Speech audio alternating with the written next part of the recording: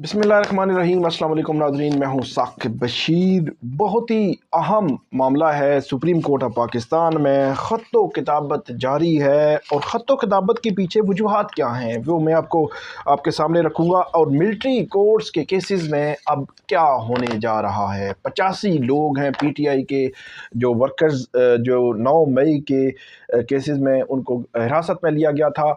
अब उस मामले में क्या होने जा रहा है। सुप्रीम कोर्ट ऑफ पाकिस्तान से बाकायदा तौर पर जो मिलिट्री कोर्ट्स हैं उनको इजाज़त मिल गई है कि अब वो क्या जो है वो फ़ैसले कर सकती हैं, जो उन्होंने ट्रायल्स किए हैं उनके फ़ैसले कर सकती हैं। इस पे बात करेंगे, ख़त किताबत और दोनों पे बात करते हैं। आप हमारे साथ रहिएगा। हमारा यूट्यूब चैनल सब्सक्राइब कर लें, बेल आइकन का बटन ज़रूर प्रेस कर लें ताकि जब भी हम कोई वीडियो अपलोड करें तो फ़ौरन उसका लिंक मिल जाया करे। 21 दिसंबर को Islamabad high court, Lahore high court, Peshawar high court और सिंध हाई कोर्ट के जजेस की तैनाती का मरहला आन पहुंचा है। और जजेस की तैनाती के लिए जो नामजदगियां हुई हैं उनमें नामजदगियों में ऐसी भी नामजदगियां हैं जिनको जस्टिफाई नहीं किया जा सकता। जस्टिफाई इस लिहाज से कि वो मेरे ख्याल में एलिजिबल नहीं है हाई कोर्ट के जज के लिए, लेकिन उनकी नामजदगी क्यों की गई, मतलब कोई क्राइटेरिया होना चाहिए ना कि हाई कोर्ट के जज। अब 26वीं आईनी तरमीम होने का मतलब तो ये नहीं है कि आप पॉलिटिकल अपॉइंटीज लेके आएंगे वहाँ पे।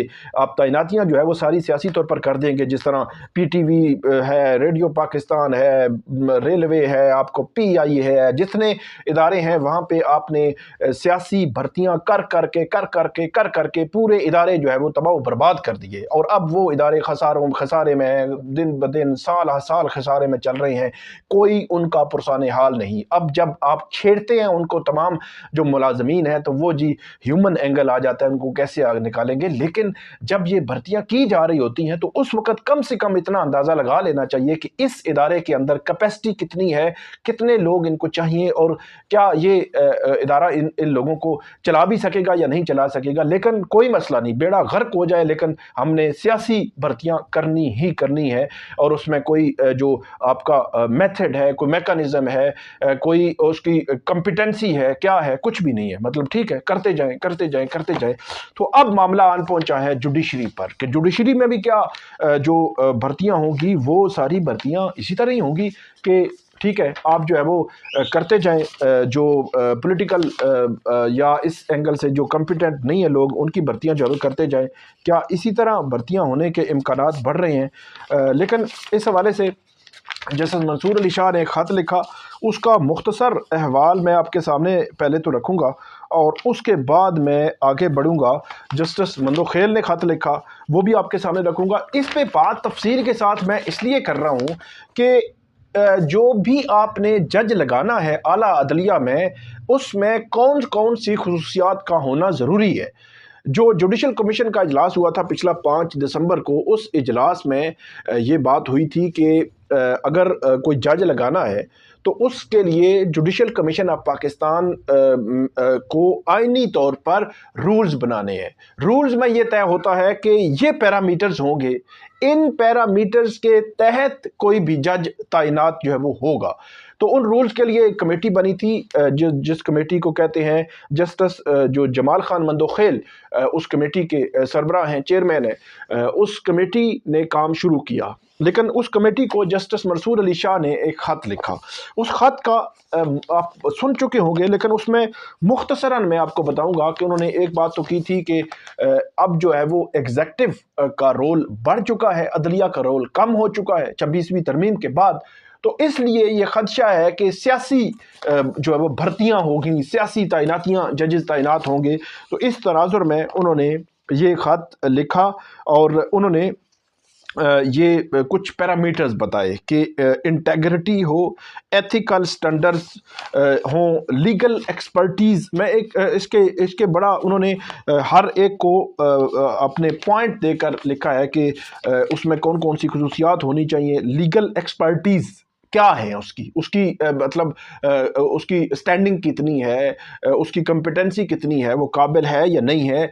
जुडिशल इंडिपेंडेंस, उसके बाद फेयरनेस, इम्पार्शलिटी, उसके बाद करेज, उसके बाद कहते हैं कि जो पब्लिक कॉन्फिडेंस, یہ بڑا امپورٹنٹ ہے۔ یہ وہ چیزیں ہیں جو جسٹس منصور علی شاہ لکھ رہے ہیں کہ یہ چیزیں ہونی چاہیے۔ کمٹمنٹ ٹو جوڈیشل ایفیشنسی، یہ ڈائیورسٹی۔ اس کے بعد یہ کہتے ہیں کہ اپلیکیشن پروسیس، یہ ڈیٹیلڈ اپلیکیشن فارم وہ کہتے ہیں کہ یہ ہونا چاہیے۔ پھر انٹرویو جو ہے وہ ہونا چاہیے، اور جو اسٹیک ہولڈرز ہیں، مطلب بارز ایسوسیشن ہیں، وکلا ہیں، ان سے ان کا فیڈ بیک بھی آنا چاہیے۔ اور اس کے بعد کسی بھی جو وکیل ہے اس کو جج کے لیے آپ نے کنسیڈر کرنا ہے۔ یہ جسٹس منصور علی شاہ نے خط لکھا تھا، اور انہوں نے کہا کہ آپ سخت کرائٹیریا بنائیں، سخت میکانزم بنائیں، اور سخت قسم کے رولز بنائے جائیں، تاکہ جو عدلیہ کی جو آزادی ہے وہ بھی قائم رہے، عدلیہ میں قابل لوگوں کا آنا بھی قائم رہے، اور جو عدلیہ جو ہے وہ غیر جانبدار طریقے سے اپنا جو ہے وہ کام کر سکے، وہ بھی برقرار رہے۔ یہ جسٹس منصور علی شاہ نے یہ خط لکھا تھا، اور اس کے جواب میں پھر جسٹس جمال خان مندوخیل نے خط لکھا۔ جسٹس جمال خان مندوخیل نے بڑا دلچسپ اور انٹرسٹنگ طریقے سے اس کو ہینڈل کیا، لیکن ایک چیز پر وہ ہمیں جو کمیٹڈ نظر آئے۔ انہوں نے یہ کہا کہ جو جوڈیشری ہے وہ اس کی وہ آزاد ہونی چاہیے، اور وہ غیر جانبدار ہونی چاہیے، اور جو جوڈیشری کے ممبران ہیں وہ کمپیٹنٹ ہونے چاہیے اور آنیسٹ۔ یہ انہوں نے کہا کہ انہوں نے یہ بھی کہا جسٹس جمال خان مندوخیل نے جسٹس منصور علی شاہ کے جوابی خط میں کہ جو کمیٹی ہے اسی لیے ہم نے یہ کانسٹیٹیوٹ کی گئی ہے، اور اس کا ڈرافٹ ہم بنا رہے ہیں، میکانزم جو ہے وہ بنایا جا رہا ہے، اور 16 دسمبر کو مطلب کل منڈے کے دن اس کمیٹی کا اہم اجلاس بھی ہے۔ اور اس میں جسٹس جمال خان مندوخیل نے جسٹس منصور علی شاہ کو مخاطب کرتے ہوئے یہ کہا کہ یہ کمیٹی جو بنی ہے یہ 26ویں جو آئینی ترمیم ہے اس کے بعد جوڈیشل کمیشن جو ہے وہ ریکانسٹیٹیوٹ ہوا تھا۔ اب اس کے تناظر میں یہ کمیٹی جب بنی تو اس میں انہوں نے کہا کہ جو چیف جسٹس آف پاکستان ہے جسٹس یحییٰ آفریدی، انہوں نے آپ کی کنسلٹیشن سے یہ کمیٹی کانسٹیٹیوٹ کی۔ 6 دسمبر کو یہ کمیٹی کانسٹیٹیوٹ کی گئی، اور اس میں چیئرمین ہیں جسٹس جمال خان مندوخیل، اس میں منصور عثمان آوان اٹارنی جنرل جو ہے اس کے ممبر ہیں، بیرسٹر سید علی ظفر اس کے ممبر ہیں، سینیٹر اور فاروق ایچ نائک اس کے ممبر ہیں، اور یہ بھی سینیٹر اور اختر حسین جو ہیں ایڈوکیٹ ہیں سپریم کورٹ آف پاکستان کے، یہ ممبر ہیں پاکستان بار کونسل کے اس جوڈیشل کمیشن میں، وہ بھی اس کے ممبر ہیں۔ اور کمیٹی جو ہے وہ 175A جو آرٹیکل ہے اس کی سب کلاز ہے 4، اس کے تحت یہ کمیٹی ججز کی اپوائنٹمنٹ کے حوالے سے جو فٹنس ہے یا ساری چیزیں ہیں ان کے حوالے سے رولز کو ڈرافٹ کر رہی ہے۔ اس میں انہوں نے یہ بھی لکھا ہے کہ ہم نے آپ کی جانب سے جو رولز بنائے گئے تھے ایک تو ان کو بھی ہم نے دیکھا ہے، اور اس میں جسٹس جمال خان مندوخیل یہ کہتے ہیں کہ مجھے یہ پتہ چلا ہے کہ آپ نے بھی کچھ نام لاہور ہائی کورٹ اور اسلام آباد ہائی کورٹ کے لیے کچھ نام تجویز کیے ہیں، نامزد کیے ہیں، تو بہتر ہوتا کہ آپ اپنے نام جو یہ کمیٹی بنی ہوئی ہے جس نے رولز بنانے ہیں، جس نے میکانزم بنانا ہے کہ کس کے تحت یہ کیسے جو ہے وہ ہوگا، یہ ججز کی تعیناتی ہونی ہے، تو بہتر ہوتا کہ آپ اس کے بعد جو ہے وہ یہ نامینیز بھیجتے یا اپنے نامزدگیاں جو ہے وہ بھیجتے، تجویز کرتے ججز کو۔ تو یہ جسٹس جمال خان مندوخیل جسٹس منصور علی شاہ کو کہتے ہیں کہ انہوں نے کہا کہ میں آپ کے جو تجاویز ہیں ان کو ویلکم کرتا ہوں، اپریشیٹ کرتا ہوں، لیکن انہوں نے کہا کہ میں 26ویں ترمیم کے حوالے سے آپ نے جو بات کی کہ جو توازن ہے جو ایگزیکٹو کا وہ بڑھ چکا ہے، وہ جو ہے وہ اکثریت میں چلا گیا ہے اور عدلیہ اقلیت میں چلی گئی ہے ججز کا تعیناتی کے حوالے سے، تو میں اس پہ کامنٹ اس لیے نہیں کروں گا کیونکہ 26ویں آئینی ترمیم کے خلاف درخواستیں سپریم کورٹ آف پاکستان میں زیر التوا ہے، اور ساتھ ہی انہوں نے کہا کہ 16 دسمبر کو ہمارا اجلاس ہونے جا رہا ہے، اور انہوں نے کہا کہ جو میں یہ توقع رکھتا ہوں کہ آپ اس حوالے سے جو بھی تجاویز ہیں وہ ہمیں دیں گے اور ہم ان کو دوبارہ سے کنسیڈر کریں گے۔ تمام جو کمیشن کے ممبران ہیں ان کو یہ خط جو ہے وہ بھیجا گیا ہے، اور یہ کہا گیا ہے کہ یہ خط اس حوالے سے جو لکھا گیا ہے، تو یہ جو جج کون تعینات ہوگا اس کی اہلیت، قابلیت، صلاحیت کیا ہونی چاہیے، اس کی جو مینٹل اپروچ ہے کیا ہونی چاہیے۔ انڈیپینڈنس آف جوڈیشری کے لیے مضبوط ججز کا ہونا جو ہے وہ بہت لازم ہے، اور مضبوط اعصاب کے جو ججز کا ہونا جو ہے وہ لازم ہے۔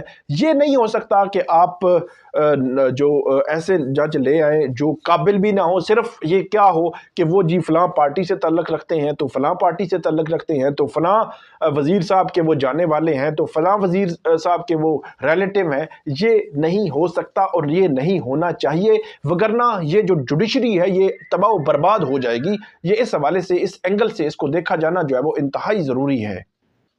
دوسرا معاملہ جو ہے وہ بھی بڑا امپورٹنٹ اور اہم ہے۔ وہ اس لحاظ سے اہم ہے کہ جو ملٹری کی کسٹڈی میں 85 لوگ ہیں، یہ مئی 2023 سے ملٹری کی کسٹڈی میں ہیں۔ شروع میں جو سیولینز کے ٹرائل ہے، یہ بڑا کوسچن آف لا، میں اس لیے کو کہتا ہوں کہ یہ کوسچن آف لا ہے کہ سیولینز کے ٹرائل ملٹری کورٹس میں ہو سکتے ہیں یا نہیں ہو سکتے۔ ونس فار آل اس کو سیٹل ہونا ہے، سپریم کورٹ اس کو کلیئر کر دے کہ آج کے بعد کیا ہونا ہے، اور سیولینز کے ٹرائل ملٹری کورٹس میں نہیں ہونے چاہیے، کسی صورت نہیں ہونے چاہیے۔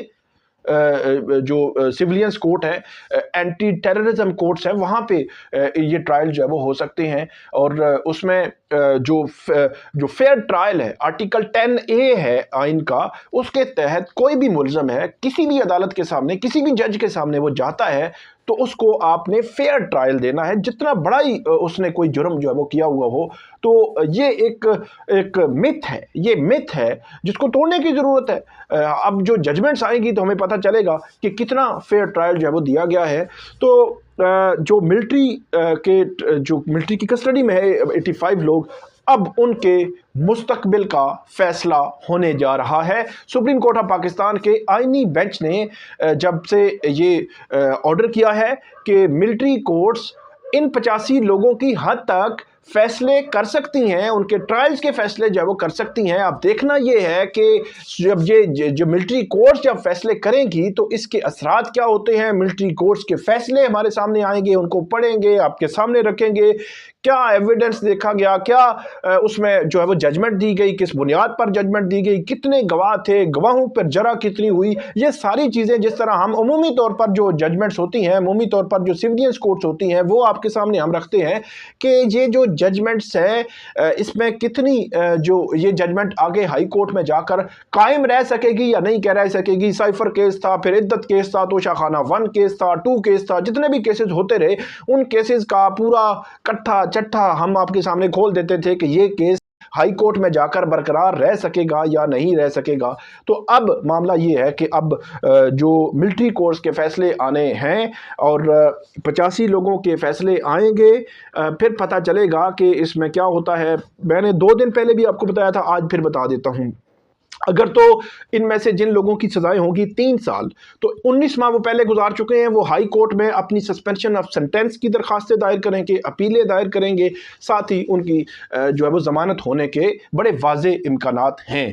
عمومی طور پر سیولینز کورٹ میں یہی ہوتا ہے کہ 3 سال کی سزا جب ہو تو پہلے 1-2 ماہ میں ہی ضمانت مل جایا کرتی ہے، تو یہاں تو 19 ماہ وہ گزار چکے ہیں۔ 5 سال اگر سزا ہوگی تو اس میں بھی جو امکانات موجود ہیں کہ ان کی ضمانت ہو جائے۔ 7 سال ہو تو اس میں بھی جلد یا تھوڑی سی دیر سے امکانات موجود ہیں کہ ان کی ضمانت ہو جائے گی۔ 10 سال یا اس سے آگے والی جو سزائیں ہوں گی اس کا دیکھیں گے کہ کیا ہونا ہے۔ لیکن شروع میں ہم نے دیکھا تھا کہ اٹارنی جنرل نے 3 سال سزا کا کہا تھا کہ میکسیمم 3 سال سزا ہے، لیکن اب دیکھنا یہ ہے کہ سزا کتنی ہو سکتی ہے، میکسیمم منیمم کتنی ہوگی، کس کو کتنی سزا ملے گی، کس بنیاد پر سزا ملے گی، ایویڈنس، وہی میں نے آپ کو بتایا کہ کیا ہوگا۔ وہ سارا کچھ جب آئے گا، ججمنٹس آئیں گی، وہ آپ کے سامنے ہم رکھیں گے کہ اس کا فیٹ کیا ہے، اور کیا یہ سارے ہائی کورٹس میں چیلنج ہوں گے، اپیلیں لگے گی، سسپینشن آف سینٹینس کی درخواستیں سنی جائیں گی، عدالتیں طے کریں گی پھر کہ سزا سسپینڈ کر کے ہم نے اس کو ضمانت دینی ہے یا ضمانت نہیں دینی۔ یہ ساری چیزیں اب آئندہ آنے والے دنوں میں میرا خیال میں بہت جلدی اس حوالے سے اب چیزیں آنا شروع ہو جائیں گی، اور جیسے جیسے آئیں گی ہم آپ کو اپڈیٹ کرتے رہیں گے۔ آپ ہمیں فیڈ بیک دیجیے گا، کامنٹ کیجیے گا۔ بہت شکریہ۔